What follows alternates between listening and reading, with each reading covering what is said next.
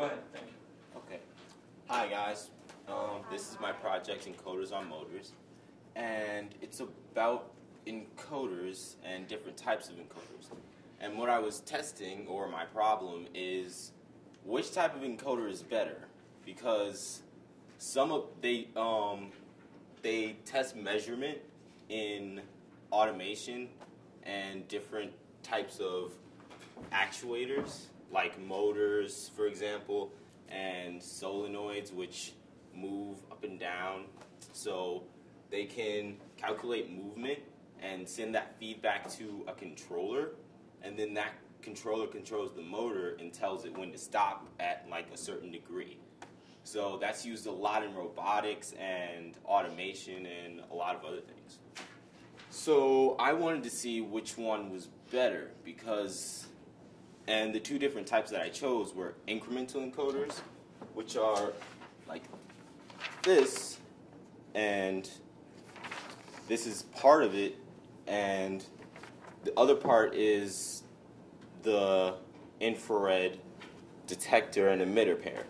And what that does, it sends out infrared light to the wheel, and then it bounces back off the white, and it doesn't work on the black. So the controller can sense that, and when it senses that, it sends 0, 1, 0, 1, 0, 1.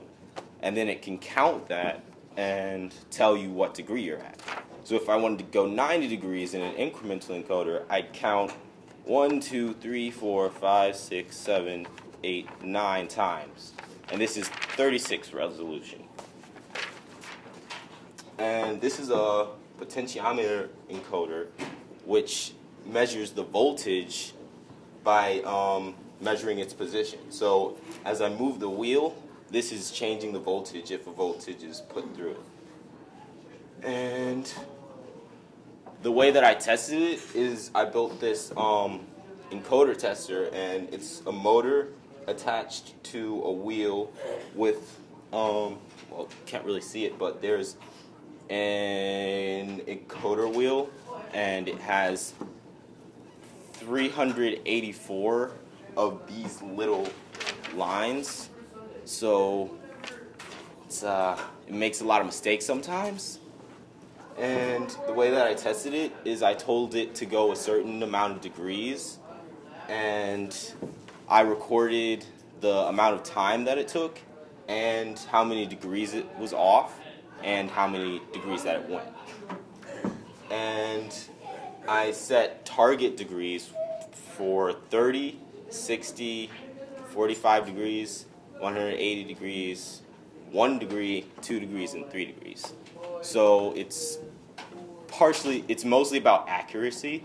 And what I found was that and my hypothesis for it was that the potentiometer encoder would do better because it can give the exact value at any point in time. But the incremental encoder, you have to keep counting as it moves on. And I found that the incremental encoder actually did better because it could count more easily, and it was much more accurate because it had a lot of 0 degrees off of the target, so it was on target more of the time than the potentiometer encoder.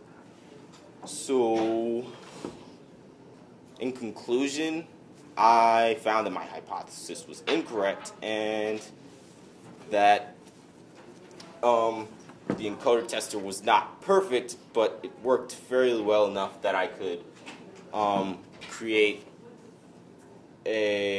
conclude from my experiment that incremental encoders were better.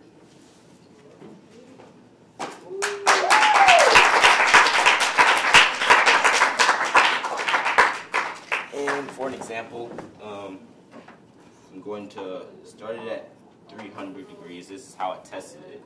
And this is using the incremental encoder. So, that's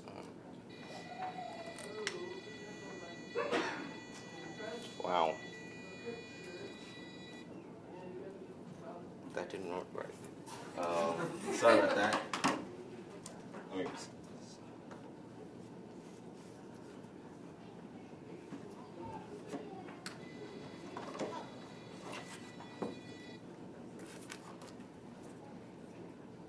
Okay. When you put it at an angle?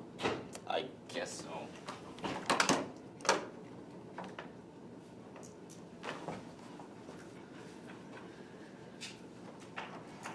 If you'd like to put it down lower.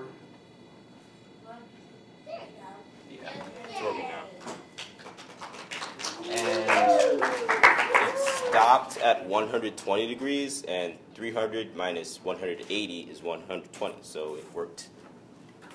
Because the target was 180. 3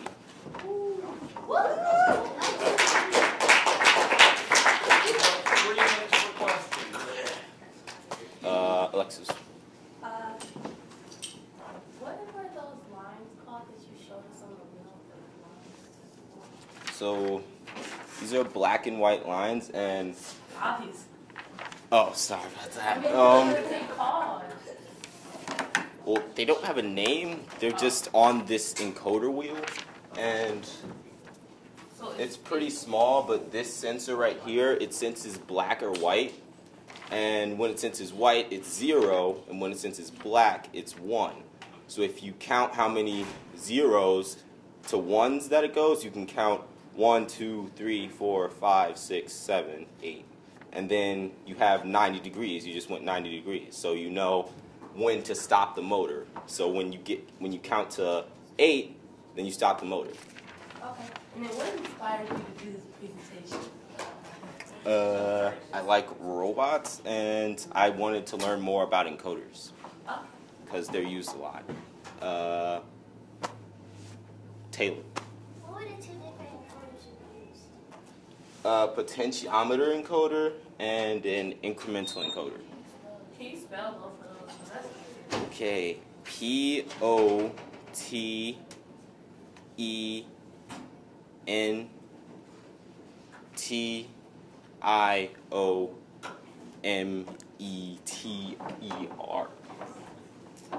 Potentiometer. Okay.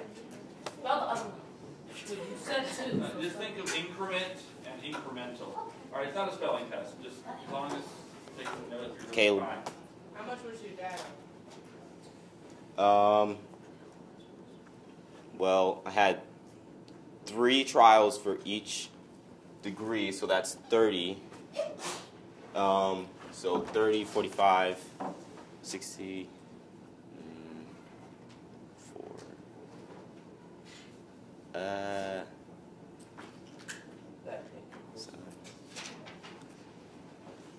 42.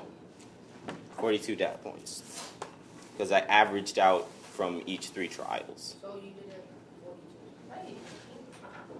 Well, the data that I got was 42 data points. And then I average out from each 3 trials, OT. Do you think you will seek out a living in this? I guess so, but I don't think that is wrong. Tia? Why did you say your hypothesis was wrong? Because the incremental encoders, it was off, like, just when it went just now, it wasn't exactly on 120 degrees, but it was pretty close. And that was the incremental encoder, and it worked better. And the potentiometer encoder, it was at like 150, and that's like 20 degrees off of the target. So that's how you can tell that it was much better, because it was closer to the target. Will? How long did it take you to I think 2 months. Well, I had to figure out that I was... That's a good question. Yeah. Just about out of time. We'll go to time. One last question, and we gotta go. Alexis. What? Okay, so I was so confused. Like, I'm just so confused. So what is this pilot supposed to do? I'm comparing 2 different encoders. They Oh, measure... the motors. Oh, okay, never mind. Well, there's one motor. I'm comparing which one is better. I'm What are comparing they? 2. What are they? They're motors, okay? Right? They're encoders. What are encoders? They measure the movement and the rotation of a motor. So he didn't say that for all the people down there, especially solid motors. Okay, Sorry I Thank you didn't very explain. much. Thank you very much. Bye, yay.